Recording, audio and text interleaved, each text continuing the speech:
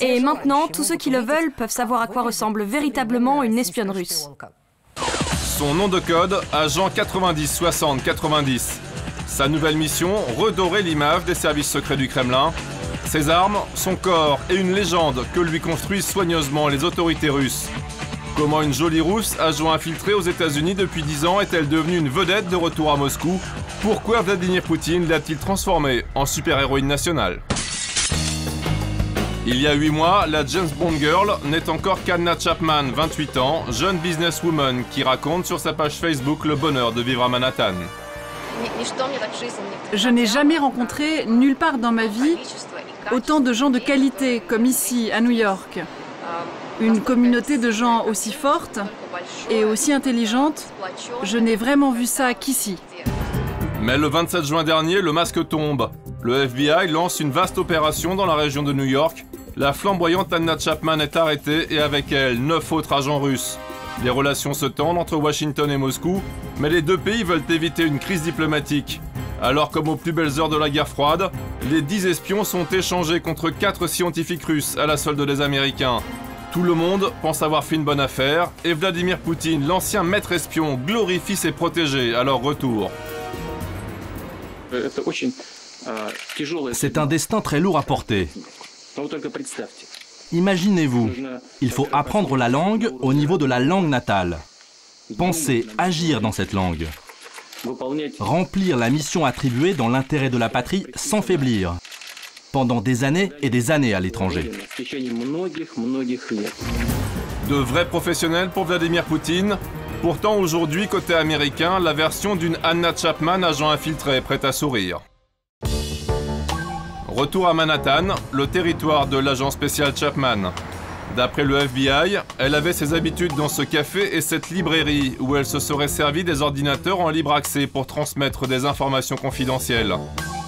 La jeune femme, parfaitement intégrée, était devenue une bonne amie de Russell Teletsky, propriétaire de ce restaurant branché du sud de New York. Et Russell a du mal à croire à une Anna James Bond. Là, c'est moi.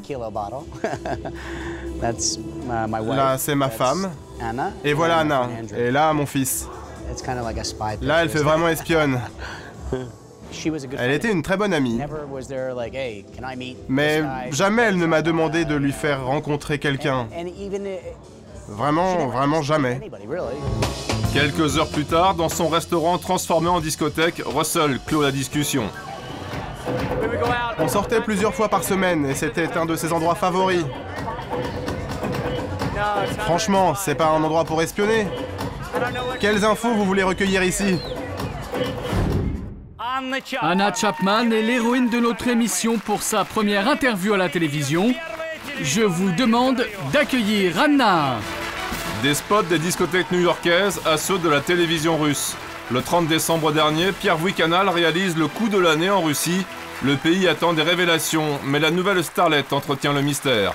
Vous étiez espionne dès le début ou ça s'est passé là-bas? Je vais vous dire une chose, je ne vais jamais confirmer que j'étais une espionne. La télévision a sorti les grands moyens en offrant même un lionceau à la nouvelle héroïne nationale. L'émission pourtant sera un échec d'audience. Des filles comme ça, il y en a plein de pays. Du coup, l'audience a été moyenne. La veille, on a eu une émission avec un entraîneur de patinage artistique qui a perdu 40 kilos et on a fait 2,5 fois plus d'audience qu'avec Anna Chapman.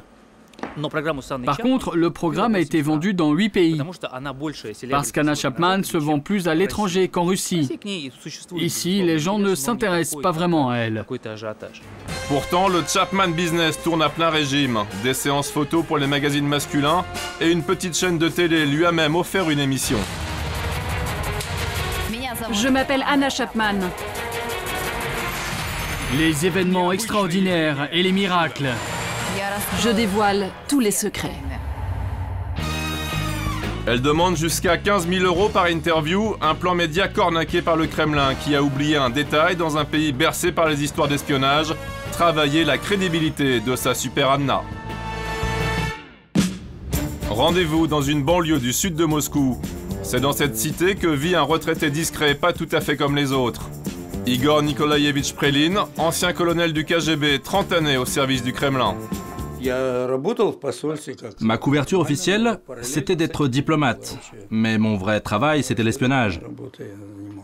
Et ma spécialité, c'était le contre-espionnage.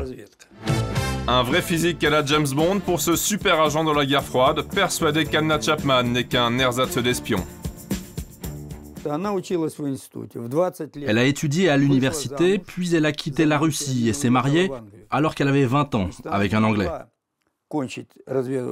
Cela veut dire qu'elle n'a pas pu faire l'école des espions et qu'elle n'a pas pu devenir officier dans nos services.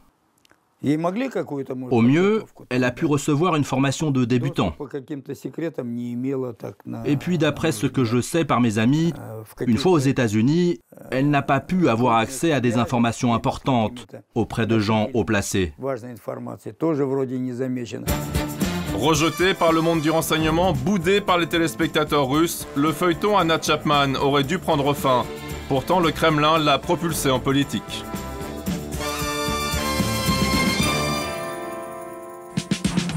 Le 22 décembre dernier, elle est nommée membre du conseil d'administration de Maladaya Guardia, la plus extrémiste des organisations de jeunesse poutinienne. Et elle présente son programme révolutionnaire.